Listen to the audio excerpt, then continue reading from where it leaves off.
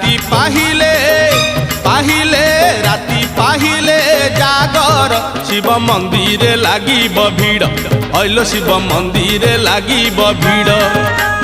राति पाहिले जागर शिव मंदिर लागिब भीड़ हइलो शिव मंदिर लागिब भीड़ पहिली दर्शन पहिली घर्षण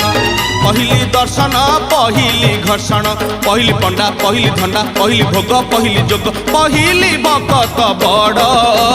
राति पाहिले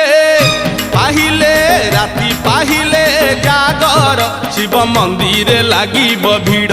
हइलो शिव मंदिर लागिब भीड़।